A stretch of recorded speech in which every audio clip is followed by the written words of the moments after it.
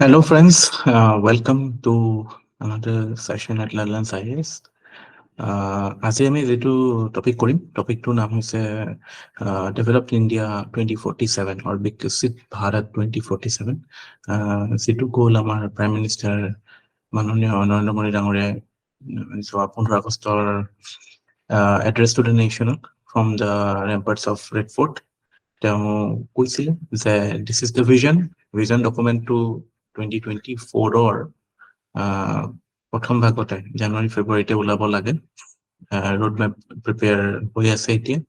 চ' natural question আপোনালোকৰ ইণ্টাৰভিউত হ'ব পাৰে, ইনফেক্ট হৈছেও, যে do you think that India be developed nation so' by 2047? So' এইটোৰ এপ্ৰ'চটো আমি কেনেকৈ কৰিম এতিয়া, মানে প্ৰথমতে আমি ইণ্টাৰভিউত কেনেকে এনচাৰ দিলে ভাল হ'ব এইটোৰ ওপৰত starting of the video will be on that. মানে shortly আমি কেনেকে ক'ব পাৰো, কাৰণ ইণ্টাৰভিউটো সিমান এক্সপ্লেইন কৰাৰ সময় সুবিধা নাথাকে। আৰু তাৰপিছত আমি বস্তুটোৰ ওপৰত ডিটেইলছ অকমান এনালাইচিছ কৰিম, কি ফেক্টৰ্ছ আছে। চ' এতিয়া নাও যদি আপুনি এইটো কুৱেশ্যন ইণ্টাৰভিউত ফেচ কৰে যে do you believe that can India be a developed nation by 2047?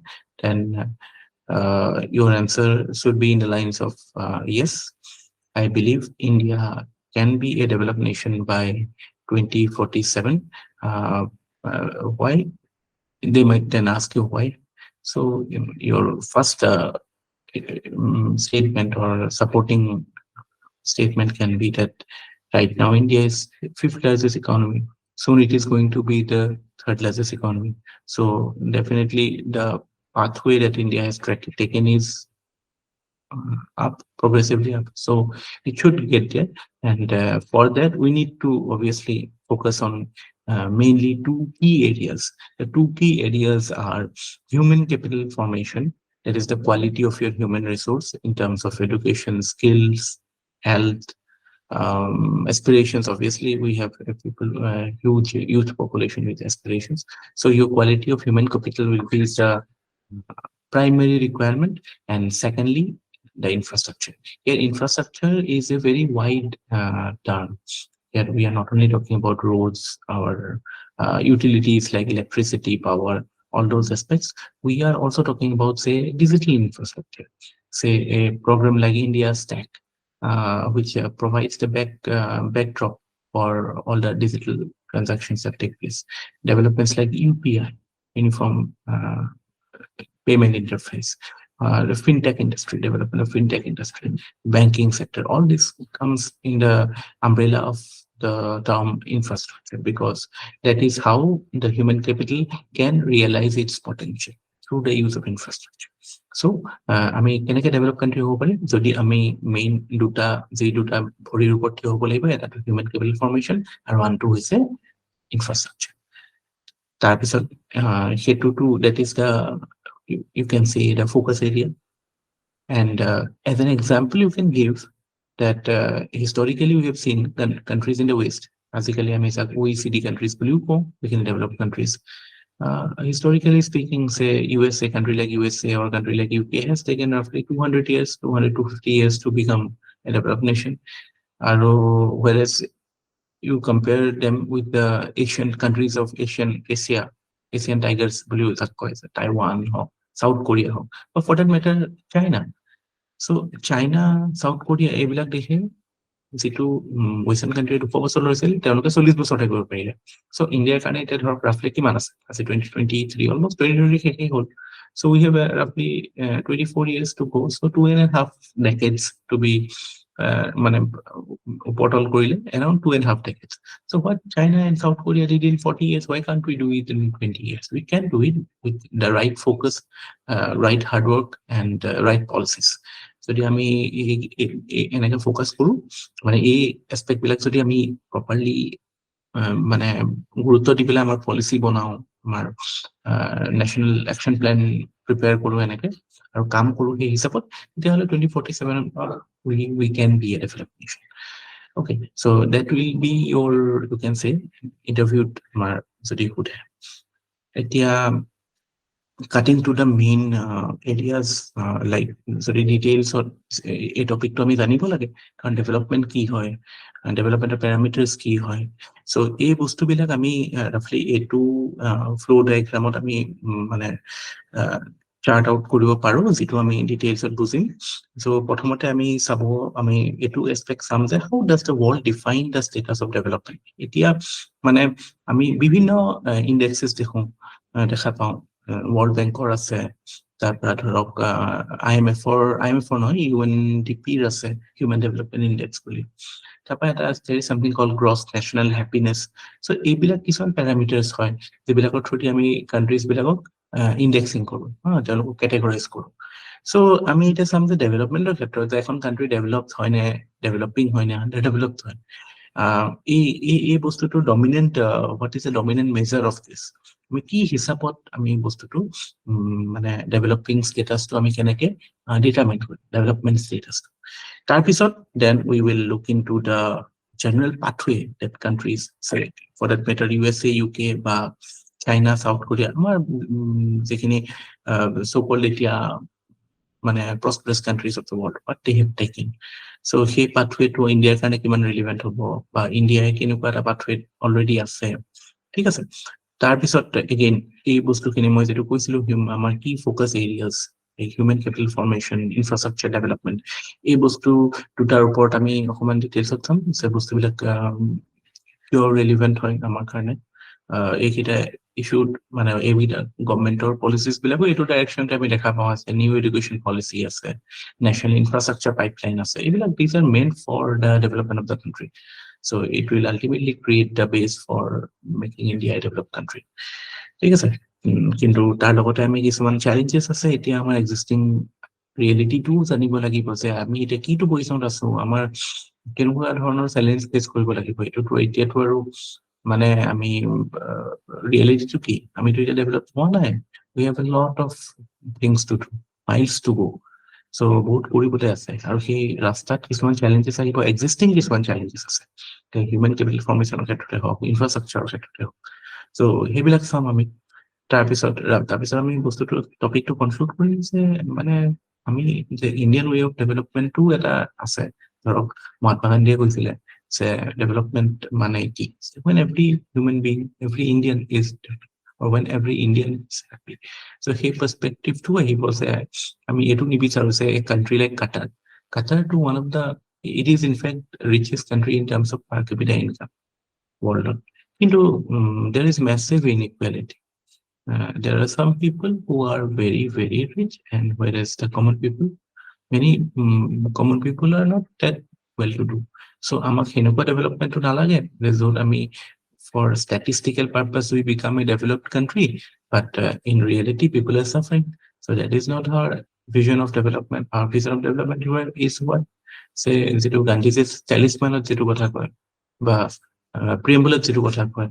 So all those things will be discussed. So let us begin.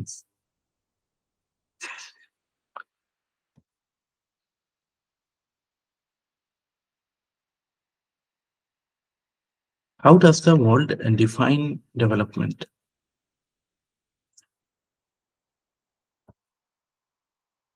এতিয়া আমি এইটোত মানে আমি যদি চাওঁ যে what can be the characteristics,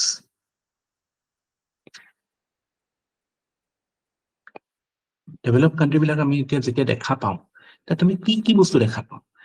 এটা বস্তুটো আমি দেখা পাওঁ, চবেই অবজাৰ্ভ কৰে, এইবিলাক বস্তু মানে হয়তো আমি again the problem with all these things is just these things are scattered everywhere in your resource base, but we need to consolidate it. So we are trying to consolidate it here. So what we see as characteristic of a developed country is that they are mature, and they are, you can say, sophisticated economy. At a prominent mature and sophistication, or what do we mean by that? Economy is dominated by secondary and tertiary sector. There is a diverse industrial sector, technology based, huge technology development, or you can say a diverse service sector. Diversity in terms of industry, diversity in terms of services. আৰু এই দুইটাই there is huge, it is tech driven. দেখা পাও নাই আমি USA Coke, UK, South Korea, China, industry, huge diversity of industry, industrial activity takes place along with tech diversity. And then secondly, for the perspective of the citizens or currently as they have access to quality healthcare, they have access to quality education.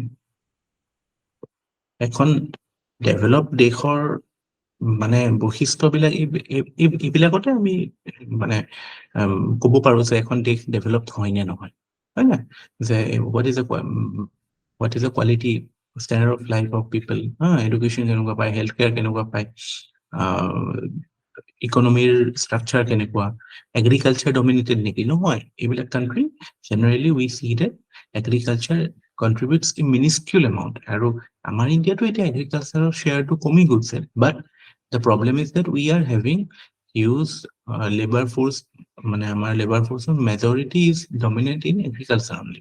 চ' কিন্তু আপুনি আমেৰিকাত নাপায় ইমান বেছি মানুহ এগ্ৰিকালচাৰত লাগি থকা, mechanise হৈ যায় ন agriculture. So that is the, you can say, the symptom of a developed country. তাৰপৰা যিবিলাক ফেক্টৰত আমি মানে there are certain factors যে আমি এতিয়া এইবিলাকটোতো আমি লক্ষণ আমি দেখা পালো যে আমি এজ এ হিউমেন বিং আমি যেতিয়া গলো এখন ডেভেলপ কাণ্ট্ৰিত কি দেখা পাম, এইবিলাক বস্তু দেখা পাম। কিন্তু আমি যেতিয়া মেজাৰ কৰিম কাণ্ট্ৰিখনক, যে India compared to say Australia or say England or say China, how will we compare it? The dominant factor of comparison is the per capita income. Eto ekko nohoy, it is very simple topic, macroeconomics topalaga pohise sage, the GDP of a country divided by total population. So population or we get the per person income to paisa. এতিয়া আমাৰ ইণ্ডিয়াৰ কিমান? It is roughly $2,500 dollar terms of হলে $2,500. China is now roughly 13,000. China is 5 times the size of India. USA, it is roughly 76,000. ঠিক আছে। So the মানে again per capita income is a yardstick. আৰু তাৰপিছত বেলেগ ইয়াৰ্ডষ্টিকো আছিল, ৱৰ্ল্ড বেংকৰ বেলেগ ইকনমিক্স আৰু কিছুমান হেৰি হিচাপত পেৰামিটাৰ হিচাপত লেভেল অফ ইণ্ডাষ্ট্ৰিয়েলাইজেশ্যনৰ ক্ষেত্ৰত what is the level of industrialisation. এতিয়া এই কাণ্ট্ৰি লাইক ৰাছিয়া এতিয়া আমি ডেভেলপ বুলিও কিছুমানে কয়, but no, it is still you cannot say it is totally a developed country because again per capita income is low, level of industrialization is high. Defense industry is huge, raw material industry is huge, like iron বা এইবিলাকৰ industry বহুত ডাঙৰ industry আছে, but general standard of living per capita income terms of it cannot be considered as a developed country. এতিয়া আমি এতিয়া মানে যদি অবজেক্টিভলি চাওঁ যে কাইলৈ যেতিয়া 2047 আহিব, ইণ্ডিয়াক আমি ডেভেলপড কাণ্ট্ৰি হয় নে নহয় বুলি ক'বলৈ হলে তেতিয়া আমি এতিয়া যিটো মানে the measuring tools, that is the World Bank's যিটো World Bankৰ এটা ক্লাছিফিকেশ্যন আছে। World Bank ক্লাছিফিকেশ্যনটো কিনো এইটো জানাটো দৰকাৰী। I hope some of you must know it. World Bank developing আৰু আন্ডাৰ ডেভেলপ বুলি নকয়, World Bank 4টা কেটেগৰীত ভগায়। বেসিক্যালি এই লো ইনকাম কাণ্ট্ৰিয়ে আন্ডাৰ ডেভেলপ কাণ্ট্ৰি হয়। লো ইনকাম কাণ্ট্ৰি কোনবিলাক কৈছে? যাৰ পাৰ কেপিটা ইনকাম দেই, PCI, it is less than or equal to $1,135.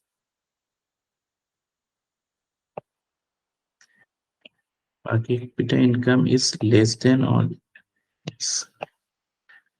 per capita income is less than or equal to 1135 dollar. তাৰপিছত আহে আপোনাৰ lower middle income. Lower middle income,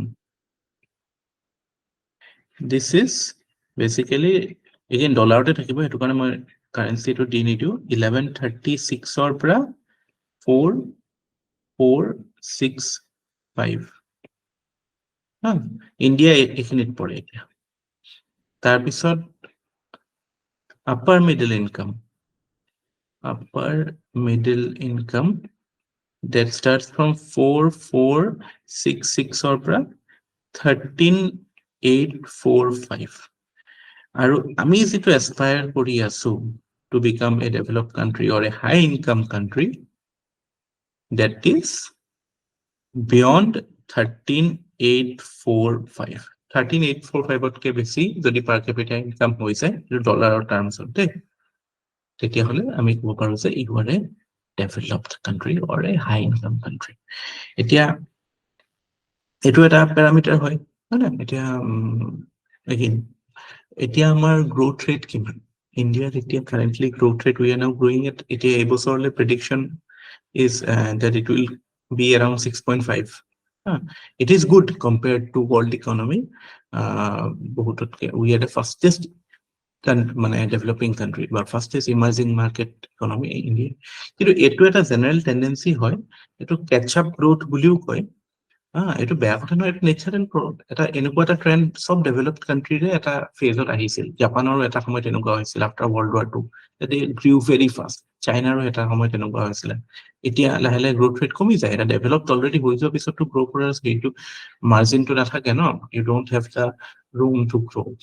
So India, we have room to grow. We are investing hugely in infrastructure, which is a very positive thing. Then GST, we are beginning to see the fruits of GST. এতিয়া আমাৰ GST collection লাহে লাহে বাঢ়িছে, এনেকুৱা এটা structure create কৰাৰ কাৰণে, systemic change কিছুমান অনাৰ কাৰণে। চ' এইবিলাকে এতিয়া আমাৰ আল্টিমেটলি এইটো ৰেটত আমি গ্ৰ' হৈ আছো। এতিয়া মানে এতিয়া এক্সিষ্টিং ৱৰ্ল্ড ইকনমি যিটোত আছে সেইটো হিচাপত মানে উই আৰ ডুইং অ'কে। বাট যদি আমি এইটো লেভেল পাব লাগে, তেতিয়াহ'লে এইটো ৰেটত গ্ৰ' কৰি থাকিলে নহ'ব। আমি ধৰক ৰাফলি 2028 মানলৈকে থাৰ্ড লাৰ্জেষ্ট, 2028, 30 এনেকুৱা মানলৈ, ইটছ এ প্ৰেডিকশ্যন, ইট কেন গ' hair, don't know. But we are assuming that by 2030, at least, we should be the third largest economy after USA and China. So, hetu hoar pisot again, we have to grow by 8 to 9%. 8 to 9% growth koribo lagibo, tetiahe ami 8 level of per capita income pam. So, hetu eta important hoy, aru hetu karone we are on track. If we continue to invest the way we are investing in infrastructure creations like roads, ports, electricity karone ami tenekwa investment kori aso, logistics or karone tenekwa investment kori aso, it will create the ground, it will create the mechanism for growth. But that is not enough. We need to focus on human capital formation, education, health, এইবিলাকৰ ওপৰতো heavily invest কৰিব লাগিব। কাৰণ কোনে কৰিব development? মানুহে কৰিব। It depends on the quality of your people. আৰু কিছুমান বস্তু মানে আমি জানাটো উচিত যে আমাৰ ইয়াত যেতিয়া LPG ৰিফৰ্মছ হৈছিল, চাইনাটো এটা সময়ত যেতিয়া ডেন জাওপিং আছিল চাইনাৰ মানে প্ৰেচিডেণ্ট, তাতো LPG ৰিফৰ্মছ হৈছিল, তাতো অপেন আপ হৈছিল। কিন্তু এতিয়া মানে এই দুখন কাণ্ট্ৰিৰ মাজত যেতিয়া কম্পেৰিজন কৰে, তেতিয়া এটা কথা ওলাই যে at the time of opening up of economy, Chinese labor force was much more skilled than India's. India 91 সময়ত ইণ্ডিয়াৰ যিটো লেবাৰ ফৰ্চ আছিল, এতিয়াও এইটোৱে প্ৰব্লেম যে স্কিল্ড লেবাৰ ফৰ্চ পোৱাটো ইণ্ডিয়াত এতিয়াও এটা চেলেঞ্জ। চ' সেইটো কাৰণে we have to invest on the skill of our youth, quality of our youth. অকল ল' স্কিল বুলি নহয়, sub level of skills, cutting edge স্কিলো দিব মানে ইনভেষ্ট কৰিব লাগে। আৰু কৰিছো আমি বহুত ক্ষেত্ৰত। এতিয়া মই মাজতে এইখন কিতাপ পঢ়িছিলো ক্ৰিছ মিলাৰৰ চিপ ৱাৰ বুলি, সেইটো আছে ইণ্ডিয়া ৰাইট নাও, যদিও আমাৰ চিপ মেনুফেকচাৰিঙত we are not, manufacturing is basically এইবিলাক কোম্পানীজ লাইক ফক্সকন, ইণ্টেল এইবিলাকে কৰে। কিন্তু design element, although it is an outsourced work, but 20% of chip design is done in India by Indian brains. So we have the skills. We need to harness that properly and leverage the value chain so that we can get the maximum value. Amar kostotu America uthai thikibo nalage benefit. Amar brain. Etio amar the number of people moving out of India. It is huge because of maybe inadequate opportunities in Indian colleges. 2022 data, 7.5 lakh Indian students went out. Again, it's quite a possibility, as Jaishankar মাজতে কৈছে যে এতিয়া যেটো আমাৰ in and out হৈ থাকে, nature of economy is such that you don't get fixated in one particular job. There is a possibility that you can take a PhD in outside and come back to India. But again, for that we have to create the grounds in India, the মানে education institute of quality, research institutes বিলাকৰ quality এটা বঢ়াব লাগিব. So having said that, মানে আমি এতিয়া গম পালো যে প্ৰথম এস্পেক্টটো ডিল কৰিলো কি হয় যে ৱৰ্ল্ডৰ ক্ষেত্ৰত আমি কি কৰিব লাগিব যে যিটো প্যাৰামিটাৰত আমি ষ্টেণ্ড আউট কৰিম এজ এ ডেভেলপড কাণ্ট্ৰি বা হাই ইনকাম কাণ্ট্ৰি। আমি 13,845, again this is a very fluid number, এইটো একদম ফিক্স নহয়। এইটো ইনফেক্ট এই বছৰ জুনত এইটো অকণমান ৰিভাইজ হৈছিল, আগৰ বছৰ অকণ কম, বাট আপ ডাউন এনেকুৱা টাইপে। ৰাফলি আমি ক'ব পাৰো যে এতিয়া আমাৰ 2,500 আছে, উই have two increase it by চে 5 times at least, 5 times 6 times মানটো বঢ়াব লাগিব। So সেইটো কাৰণে আমি ইমান মানে what is the effort that we are going to give. So এতিয়া আমি চাওঁ নেক্সট যে যিটো জেনেৰেল পাথৱে বুলি কৈছো, গ্লোবেল পাথৱেটো কেনেকুৱা, what is the global pathway for development, দেশবিলাক কেনেকে ডেভেলপ হৈছে বা হাই ইনকাম কাণ্ট্ৰি কেনেকে হয়। প্ৰথমতে কি কৰে, প্ৰথম কাণ্ট্ৰি বিলাক basically agriculture is the dominant sector of any country. যেতিয়া টেকনলজি ইজ লো কি মানে লো লেভেলত টেকনলজি থাকে, তাৰপিছত you become an agriculture surplus country, agriculture surplus. তাৰপিছত you move towards low skill manufacturing, তাৰপিছত অলপ হাই স্কিল মেনুফেকচাৰিঙত গ'ল। চাইনাৰ ক্ষেত্ৰতে চাওঁ, চাইনাই আগতে যেতিয়া আমি সৰু থাকোঁতে 90s, China making basically it was making all those small stuffs না। আগতে চাইনিজ গুড বুলি ক'লে বদনামে হৈ যায়, যে সৰু সুৰা পুতলাৰ পৰা আৰম্ভ কৰি এনেকুৱা প্লাষ্টিকৰ কিবা কিবি এনেকুৱা বনাই, ল' স্কিল মেনুফেকচাৰিং কৰিছে। তাৰপিছত হাই স্কিল মেনুফেকচাৰিংলৈ গ'ল। এতিয়াতো it is doing the best of the best, 5G হওক, AI হওক, মানে একদম কাটিং এজ ৰিচাৰ্চ বিলাকো হৈ আছে ন। Then you move to your মানে the highest মানে যিবিলাক মানে highest in the value chain, like high level services and high skilled services. So this is the trajectory that is followed by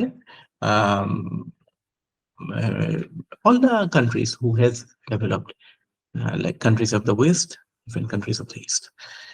এতিয়া আমাৰ ক্ষেত্ৰত কথাটো অকমান বেলেগ হ'ল। কি বেলেগ হ'ল, আমি এগ্ৰিকালচাৰ সাৰপ্লাস হলো through green revolution, we did produce. এতিয়াও আমাৰ সাৰপ্লাসে আছে, food security is not a concern right now. Although মনচুনৰ ওপৰত, মনচুন বহুতে কয় যে monsoon is the finance minister of India, that decides the course of agricultural growth. এৰ মাজতেটো ইনফ্লেশন ৰেগুলেশন হৈ পেলাই ইম্প্যাক্ট কৰে, বাট স্টিল উই ক্যান সে কি এগ্ৰিকালচাৰত আমি ডিসেন্ট এমাউন্ট অফ হেৰি পাইছো in spite of not using that much of mechanization.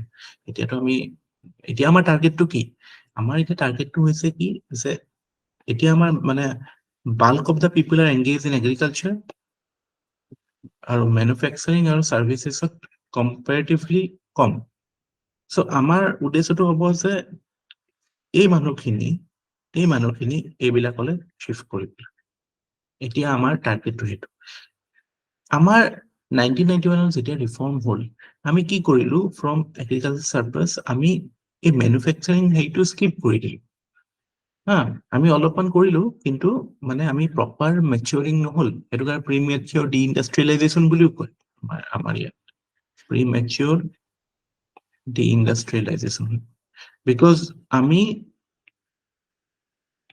আমাৰ agriculture সাৰপ্লাস অফিচত আমি ডাইৰেক্ট সাৰ্ভিসেছত গুচি গ'লো।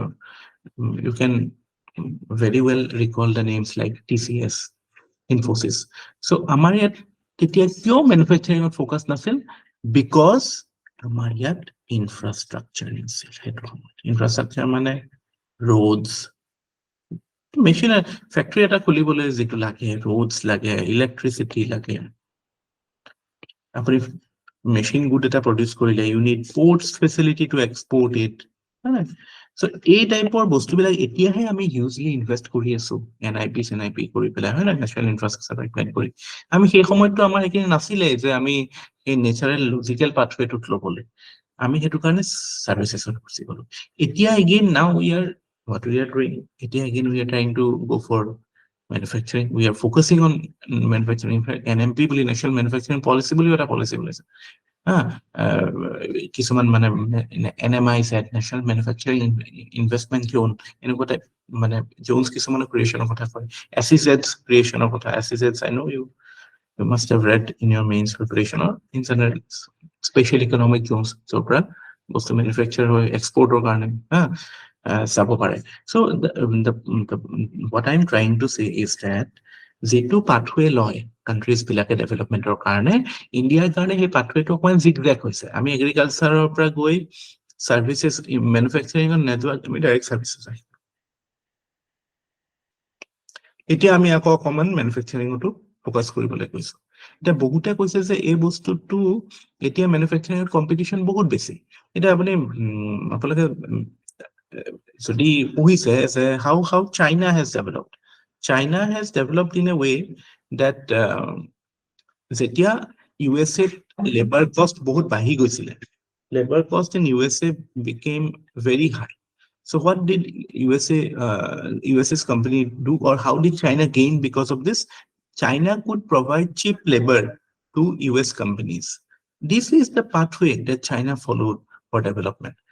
It controlled economy আছিল, communist country আছিল, dictatorship আছিল, so it could suppress the unions, suppress the labor wages. So that encouraged Western companies to set up factories in China, and that is how they competed against the rest of the, in fact, with US or about rest of the world. Etia amar manufacturing, we have challenges, we are doing it, but we need to be aware of the challenges that we are competing with countries like Vietnam, countries like Bangladesh, এইবিলাকতো low skill manufacturing হৈ আছে, countries like Mexico. So এই টাইপৰ challenges কিছুমান আমাৰ এতিয়া পাথৱেত আহিব, we have to be careful about it.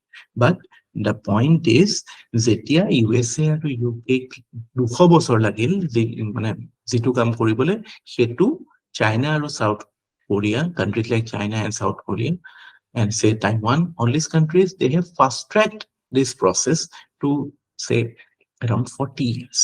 They could eventually lift people out of poverty very fast compared to what developed countries of the West did.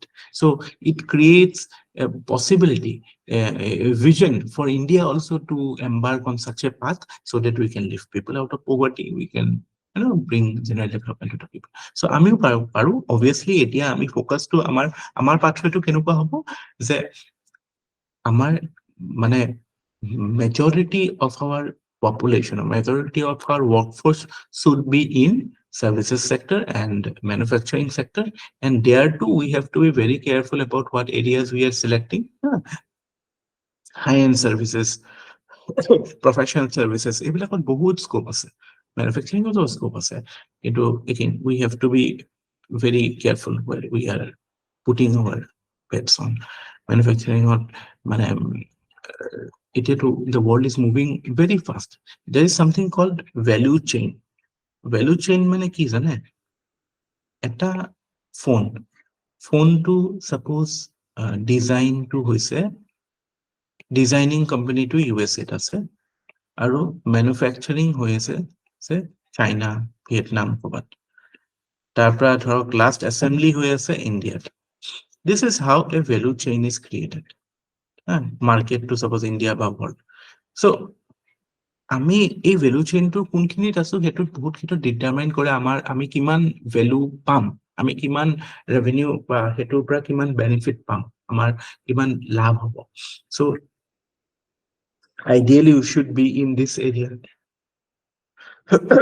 Designot, manufacturing-ওতো লাভ আছে। এতিয়া for an example, recently I came across this example that Apple যিটো phone হয়, iPhone, do you know Apple has stopped manufacturing iPhone since 2004? 2004-ৰ পৰা Foxconn বুলি এটা Taiwanese company আছে, এই কোম্পানীটোৱে iPhone বনায়। Apple does no manufacturing. What they do is যেটো ভ্যালু চেইন হয় ন, ভ্যালু চেইনটোৰ একদম প্ৰথমত আৰু একদম লাষ্টত থাকে এই ডিজাইন, তাকো সেই ডিজাইনটো ইণ্ডিয়াত আউটচোৰ্চ কৰি দিয়ে বহুত ক্ষেত্ৰত, ইণ্ডিয়াত বা কাণ্ট্ৰিজ লাইক দেট, আৰু লাষ্টত মাৰ্কেটিঙত দিয়ে। গোটেই প্ৰডাকশ্যন প্ৰচেছটোত ফক্সকন থাকে। কিন্তু এইটোৰ পৰা এই গোটেই এপল ফোনটোৰ পৰা আটাইতকৈ লাভ এপলে উঠাই আছে ফক্সকনতকৈও বেছি। চ' সেইটো ইম্পৰ্টেণ্ট আমি কোনখিনি এলিমেণ্টত কৰি আছো, বাট ইট ইজ ইম্পৰ্টেণ্ট কি we invest in manufacturing because that provides the maximum amount of employment, maximum amount of jobs, ইনভেষ্টমেণ্টটো আহে সেইটো কাৰণে। So' that is how that is the pathway that we should focus on.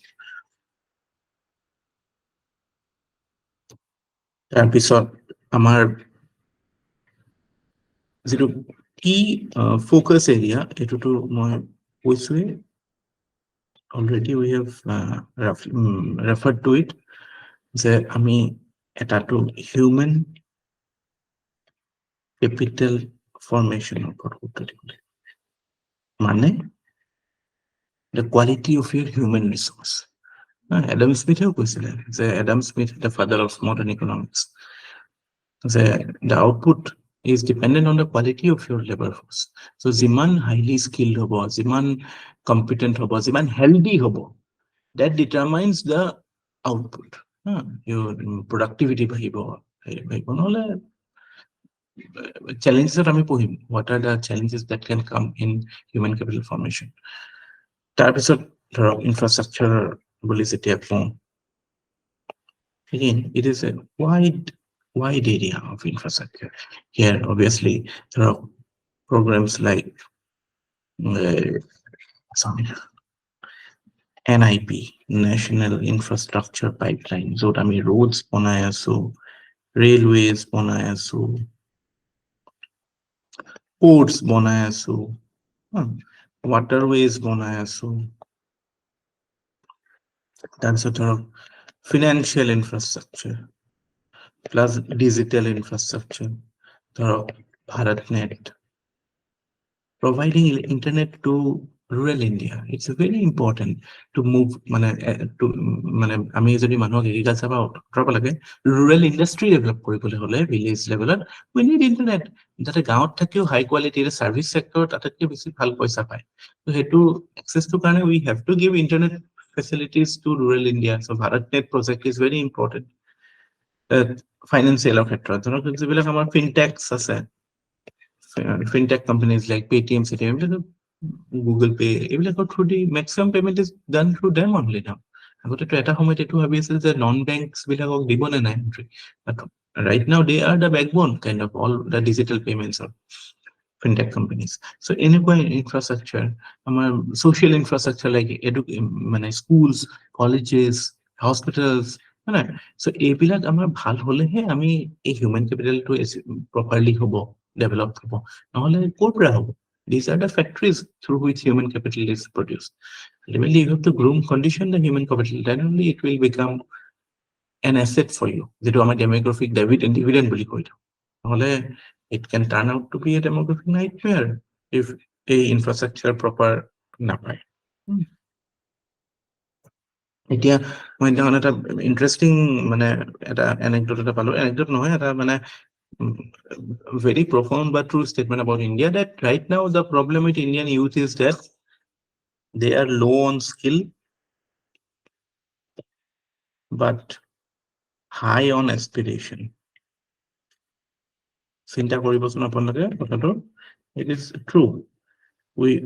Skill level is not that high, but aspiration wise they want to be at the highest level, but for that you need the skill of the highest level. So we have to work on those aspects, at hetu kane eibilak amar bohute proyojon.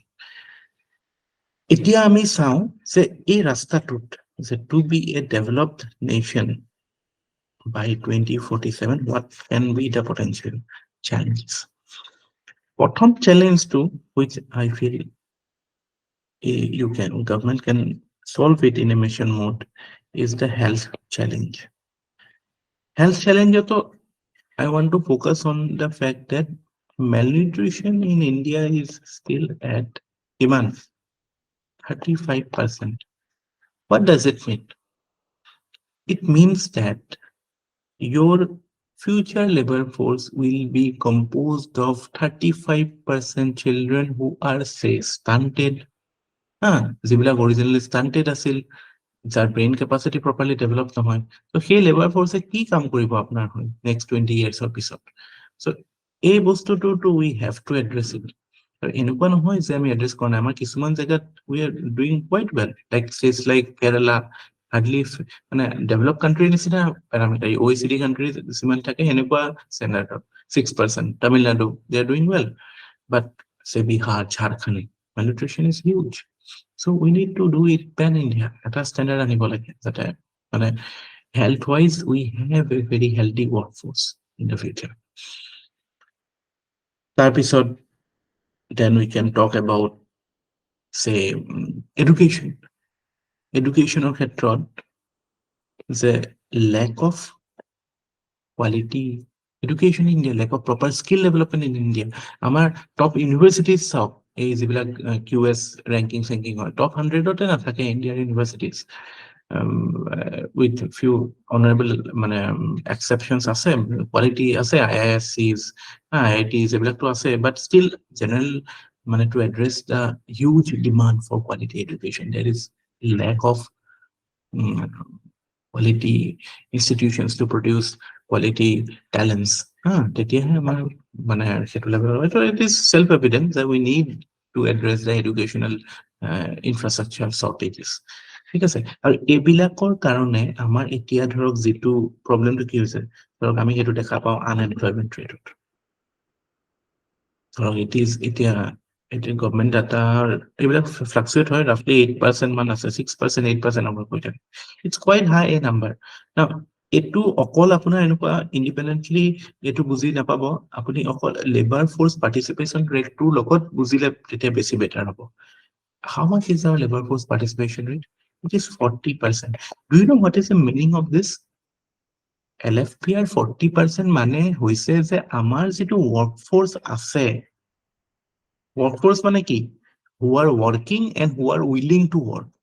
আমাৰ ইউথৰ মাজত, আমাৰ মানে working age populationৰ যিখিনি work কৰি আছে আৰু who are willing to work, তাৰে মাজৰ অকল 40%হে কাম পাইছে। তাৰমানে 60% of our workforce who are willing to work are not getting work. So you can well imagine the challenge of quality, lack of quality jobs, lack of jobs. কিয় নকৰে? board কাৰণেতো এইটো হয় যে right kind of jobs নাই, যি ইচ্ছা তাকেতো you cannot go and work না, you need good quality. Government job প্ৰতি attraction to কিয়? Because it provides the stability, at least stability to buy at a decent amount of salary buy. That is why government job is something which is looked up to by the youth of the country. It should not be, because government should not be given, or government is not the sole responsible authority to generate jobs. Really, self-employment by entrepreneurial হ'ব লাগে। Actually, private sector should be the job creator, or private sector job ওলাব লাগে, কিন্তু কিয় quality jobs ওলোৱা নাই? Again, because of আমি যিটো কথা already ক'লো, lack of proper education, lack of quality skills, lack of health infrastructure, lack of educational infrastructure, সেইটো কাৰণে যিটো output হয়, they are not, in fact there are ample evidence, companies are looking to hire, but they are saying that we are not getting the number মানে people of adequate skill. India had a problem. Just imagine 1.4 billion people, and still companies are not getting people. Means there is something missing, which we need to address. আমাৰ এনেকুৱা data কিছুমান আপোনালোকে পাইছে, সাৰ্ভেত আছে কিছুমান survey, exactly I can't recall the survey, but it said that around 50% of our graduates are unemployable. 50% of our graduates, say a civil engineer or a say electrical engineer, he he doesn't know his civil engineering skills, মানে নাজানে যিটো বহিছে। So why is the state of education or skill development such a poor state of skill development in India? So এই বস্তুবিলাকৰ ওপৰত আমি focus কৰিব লাগে। So তেতিয়াহে আমাৰ মানে সেইবিলাক আমাৰ লং টাৰ্ম গোল সাকসেস হ'ব, কাৰণ ultimately the basic fact is that your people will make you a developed country.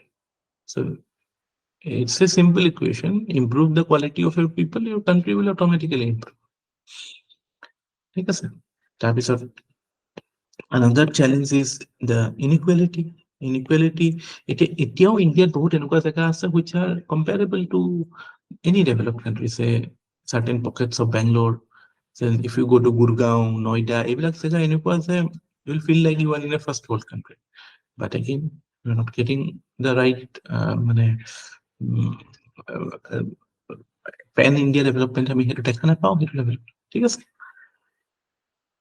Resource এলোকেশনৰ ক্ষেত্ৰতো আমাৰ মানে এই প্ৰবলেমটো আমি দেখা পাওঁ ইনইকুৱেলিটিৰ, যে আমি এতিয়া যে এটা ডিবেট হয় যে ৰেভৰি কথাটো বা সাবচিডি, যে এটা মানে আৰ্গুমেণ্ট এইটো যে একেটা বস্তুৱে যেতিয়া এটা পাৰ্টিয়ে কৰে সেইটো ৱেলফেয়াৰ হৈ যায়, বেলেগে কৰিলে সেইটো ৰেভৰি হৈ যায়।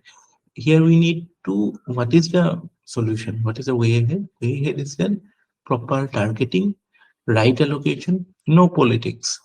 Competitive populism hobo na lage. It is in fact Madhya Pradesh. It was really very thought-provoking what happened. Tate farmer খেতিয়কক MSP দিয়ে for rice. So তাৰ ওপৰত bonus announce কৰিছিল, কংগ্ৰেছ গভৰ্ণমেণ্ট আছিলে, bonus announce কৰিছিল কিবা এটা some amount of money. তাৰপিছত এতিয়া ইলেকশ্যনৰ সময়ত ক'লে যে আমি bonusটো বঢ়াই দিম, তাৰপিছত বিজেপিয়ে ক'লে যে bonusটো আমি আৰু বঢ়াই দিম। So এইবিলাক বস্তু কি হয় যে এটাটো কম্পিটিটিভ পপুলিজম হৈছে ন, ৰিসোৰ্স য'ত যাব লাগে তাত যোৱা নাই, just to gain votes the political parties are competing on these things, so it is not the right resource allocation. So এইবিলাক হৈ থাকিলে কেনেকে হ'ব? আৰু সেইটোৱে আমাৰ সেইটোৱে এগ্ৰিকালচাৰ ডেট্ৰিমেণ্টেল এফেক্ট কেনেকে হয়, ইয়াৰ ফলটো কি হয় এগ্ৰিকালচাৰত? More people will cultivate rice only, so rice cultivation will be there will be a glut, পুরা মানে market will be flooded with rice. তার ডাইরেক্ট তো মানে আমি এটাটো দেখা পাওঁই যে মানে ডিষ্টৰশ্যন হৈ যায় মাৰ্কেট প্ৰাইচৰ। আৰু তাৰ উপৰিও ফাণ্ডামেণ্টেলি আপোনাৰ যিটো পাঞ্জাৱত যিটো প্ৰব্লেম, সেইটো অল ইণ্ডিয়া প্ৰব্লেম হৈছে যে water table down, water table down, তললে গুচি যোৱাটো পাঞ্জাৱৰ প্ৰব্লেম হৈ থকা নাই এতিয়া বহুত জেগাত। যিমান আপুনি rice is a water guzzling crop, যিমান বেছি আপুনি মানে আনসাষ্টেইনেবলি এটা খেতি এনকাৰেজ কৰিব for political gains, you encouraging rice cultivation, so it is leading to this মানে negative externality like lowering of water table, your ecological crisis. Then secondly আৰু এটা ডাঙৰ ক্ৰাইচিছ যিটো আমাৰ হেল্থৰ লগতে ৰিলেটেড, যে আমাৰ because we are focusing only on rice cultivation or মানে যিটো paddy rice, মানে rice wheat cycle বুলি কয়, wheat আৰু rice, so সেইটোৱে কি কৰিছে যে আমাৰ যিটো মেলনিউট্ৰিচনৰ প্ৰব্লেম বঢ়াইছে, আমাৰ নিউট্ৰিচন আমাৰ ভেৰাইটি নাই ন, because we are not focusing on pulses, because we are not focusing on other things. Special mission আছে, but politics ইলেকশ্যনৰ সময়ত যেতিয়া গভৰ্ণমেণ্টে এনেকুৱা টাইপেই বস্তুটো কৰে যে MSP গভৰ্ণমেণ্ট বুলি নহয় মানে political parties, they do indulge in such practices that results in what? It discourages crop diversification. So what it results into? It results into undernutrition, hidden hunger, problems of hidden hunger, so vitamins, protein, mainly protein, vitamin, এই দুটা ক্ষেত্ৰত আমাৰ ল'ৰা ছোৱালীবিলাক যে এইবিলাক যে হয় ষ্টান্টিং, আণ্ডাৰৱেট, এইবিলাকৰ প্ৰব্লেমবিলাক কিয় হয়? মেইনলি বিকজ অফ প্ৰটিন, মানে প্ৰটিন ডেফিচিয়েঞ্চি, ভিটামিন ডেফিচিয়েঞ্চি। চ' এইবিলাক কাৰণে আমি সেই এডিকুৱেট ৰাইট প্ৰপৰ্চনত হেৰি কৰিব লাগিব ন, যে এনেকুৱা পলিচিছবিলাক লওঁতে আমাৰ এনেকুৱা নিগেটিভ কনচিকুৱেঞ্চ হৈছে যে আমাৰ এগেইন হিউমেন কেপিটেল ফৰ্মেশ্যনটা আল্টিমেটলি এফেক্টেড হৈছে। So' we have to be careful about all this things. So' এইবিলাক আমাৰ চেলেঞ্জ হয় in the path of becoming a developed country by 2047. তাৰপিছত আৰু এটা কথা কওঁ, এইটো ৰিলেটেড মানে এটা challenge we should be very careful about. Economic survey, previous economic survey of India has talked about the middle income ট্ৰেপ। Middle income ট্ৰেপ মানে আমি এতিয়া যিটোত আছো, যিটো লোৱাৰ মিডল ইনকাম, মানে আমি ল' ইনকাম নহয়, লোৱাৰ মিডল ইনকাম, যে 1136ৰ পৰা 4465লৈকে। চ' আমি এতিয়া আমাৰ কি হয়, আমি লাহে লাহে যেতিয়া ভেলু চেইনটো কলো, যে আমি ধৰক এইটো চেইনৰ বিভিন্ন নোডছ আছে, প্ৰডাকশ্যন নোডছ আছে, আমি ধৰক এনেকুৱা লেভেলৰ মেনুফেকচাৰিং কৰি আছো, তাৰ পৰা এনেকুৱা লেভেলত কৰিলো। এতিয়া কি হয় যে countries like Vietnam, countries like Mexico, countries like Bangladesh, these are also competing in these this area of the value chain. So আমাৰ এইখিনিত competition বেছি, so we are মানে আমি এইখিনি যদি এইখিনিত কৰি আছো এইখিনিলৈ আহিব নোৱাৰো বা এইখিনিতো আমি থাকা কষ্ট হৈছে, so তথাপি যেনতে আমি এইখিনি আছো চাপোজ, আৰু আমি স্কেল আপ কৰিবলৈ যিটো টেকনলজি লাগে, যিটো কেপিটেল লাগে, আমি চাপোজ সিমানটো আমাৰ এতিয়া বৰ্তমান চাপোজ নাই। চাইনাৰ যিটো আছে, টাইৱানৰ যিটো আছে, সাউথ কোৰিয়াৰ যিটো আছে, এইবিলাক হাই লেভেল হাই স্কিল মেনুফেকচাৰিঙৰ কাৰণে সেইটো আমাৰ নাই। চ' আমি কি হয়, আমি চেণ্ডউইচ হৈ যাওঁ মাজত, উই বিকাম দ্য মানে উই এণ্টাৰ এ ট্ৰেপ, যে আমি ওপৰলৈও যাব নোৱাৰো তললৈও যাব নোৱাৰো, বিকজ তলতো কম্পিটিশ্যন বহুত, ওপৰতো কম্পিটিশ্যন বহুত। চ' এইটো এটা পটেনচিয়েল থ্ৰেট হয় ইণ্ডিয়াৰ কাৰণে, যে আমি মানে we have to keep improving. সেইটো কাৰণে মই আকৌ এমফেচাইজ কৰিছো, we have to keep investing in infrastructure, we have to keep investing in human capital, যাতে স্কিল আপগ্ৰেড হৈ থাকে, আমি ভেলু চেইনৰ ওপৰৰ লেভেলৰ ভেলু চেইনত কম্পিট কৰি ওপৰলৈ গৈ থাকিব পাৰো। নহলে কি হব, আমি এটা পইণ্টত we will be stuck in a middle. আমি ভেলু চেইনটোৰ ওপৰলৈ যাব নোৱাৰিম। আৰু এইটো এটা ইণ্টাৰেষ্টিং, মানে very interesting but practical phenomena interesting, কি এতিয়া কম্পিটিশ্যন আমাৰ মানে চাইনাই নহয় অকল, Vietnam, Bangladesh, Mexico, these are competitions. Have you heard about China plus one flows? এতিয়া যিহেতু the world, the Western world has become anti-China, basically because they are threatened by the rise of China, which প্ৰথমতে যিটো peaceful ৰাইজ বুলি কৈছিল, এইটো C জিনপিঙৰ কাণ্ডবিলাক দেখিয়ে গম পাইছে, বিআৰএ চিআৰএ কৰি পেলাই যিবিলাক কৰি আছে, string of pearls কৰি পেলাই। So basically China has started flexing its muscle too soon. So the world is alarmed. So সবেই এতিয়া চাইনাক হেঁচা মাৰি ধৰিছে, যে they are not, they feel that they have to check the growth of China, otherwise it will become a behemoth that will try to threaten world peace, or like সিহঁতৰ interest clash কৰিব। So what they are trying to do, the Western companies বিলাকে China plus one, মানে যাৰ চাইনাত company আছে, চাইনাতটোতো manufacturing কৰিবই, লগতে বেলেগ এখন কাণ্ট্ৰিটো মানে they are shifting their base from China to some extent. Totally পৰা নাই, টোটেলি নোৱাৰে, কাৰণ মানে the value chains are organized in a way that they will always be dependent on China, but they are looking at alternatives to China. So সেইটো ক্ষেত্ৰতো আমাৰ India, we are not leading there.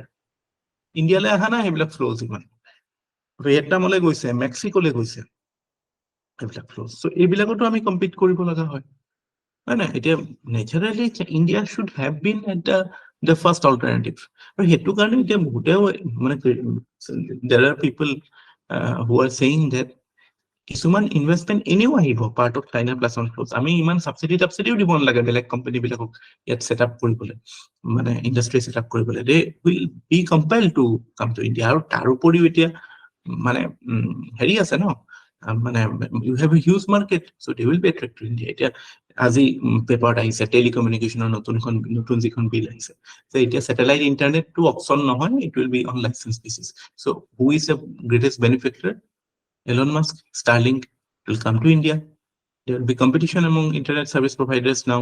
So এতিয়া এইবিলাক আহিব, এতিয়া সেইটো ফ্ল'টো এতিয়া ইয়ালৈ আহিব। এতিয়া আমি আকৌ বেলেগকে এলন মাস্কক চাবচিডি দিব নালাগে ইয়াত আহিবলৈ, বা মানে ইনচেন্টিভ দিব নালাগে বেলেগ। They will come to India. They have to come to India.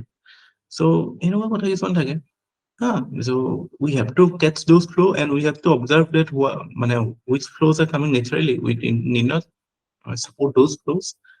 কিবা একদম মানে এনেকুৱা জেগা য'ত ইনভেষ্টমেণ্ট নাহে তাত এনকাৰেজ কৰিবলৈ we can give a support, but still we should be careful about all these things, otherwise we may get stuck in the middle income trap. আমি ভেলু চেইনটোৰ ক'ত কাম কৰি আছো সেইটো চাবলৈ, ঠিক আছে?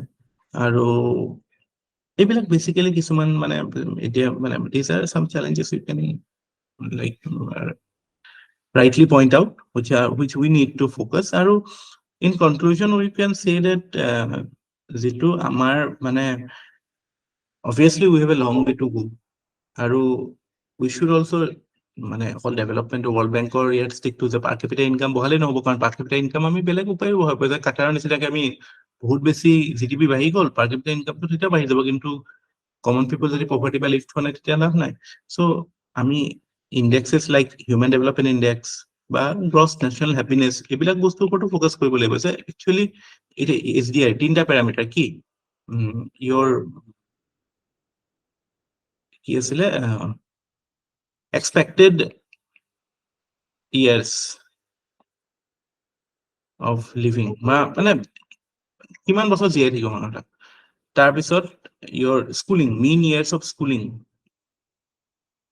কিমান বছৰ স্কুলিং কৰিব আৰু পাৰ কেপিটা ইনকাম মানে ষ্টেণ্ডাৰ্ড অফ লিভিং যিটো হ'ব বা কিমান পইচা ইনকাম কৰিব চ' এইবিলাক যেতিয়া হেল্থ এডুকেশ্যন এইবিলাকৰ এটেইনমেণ্টটো যেতিয়া হ'ব প্ৰপাৰলি চব মানুহৰ কাৰণে তেতিয়াহে আমি ক'ব পাৰিম যে ট্ৰু চেন্সত we are a develop nation only economic টাৰ্মছতে ক'বলৈ দিগদাৰ হ'ব চ' এইবিলাক আৰু general happiness of the population is also' very important there is something call social capital যে সমাজত এটা সামাজিক ইণ্টাৰকানেকশ্যন কমিউনিটি স্পিৰিট এইবিলাক থাকিব লাগিব সমাজ এখনত তেতিয়াহে মানে ষ্টেবল ছ'চাইটি ছাষ্টেইনেবল ছ'চাইটি এখন হ'ব আৰু চি ইণ্ডিয়া যদি ডেভেলপড হয় that model of development will be liked by all unlike China it is of India কাৰণে কি হ'ব যে the biggest advantage is that India is a democracy and China is not the globe does not feel threatened by the rise of India but they are threatened by the rise of China because Chinese model is totally different they are putting itself as an alternative to how democracies function so আমি যদি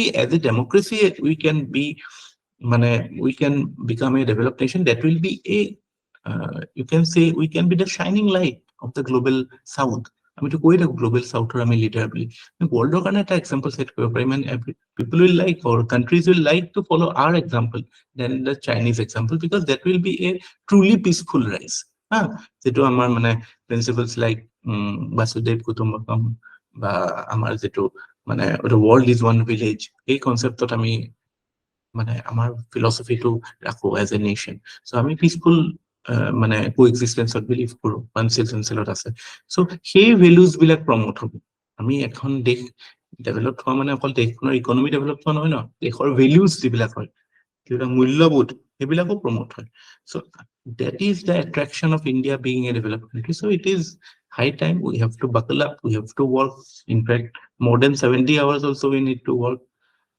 so it is the time for the human capital to rise and with the right focus we should achieve it we should strive to achieve it it at least apologor karone the people who are watching it roughly in the 20s so this is your time this is a challenge to you people the Narendra Modi the Prime Minister of India has challenged you people that this is the target can you achieve it every one of you has to contribute to this so it's a very exciting time so hopefully we can attain it and together we'll have to attain it so that's it and for any query you can contact me you know my number thank you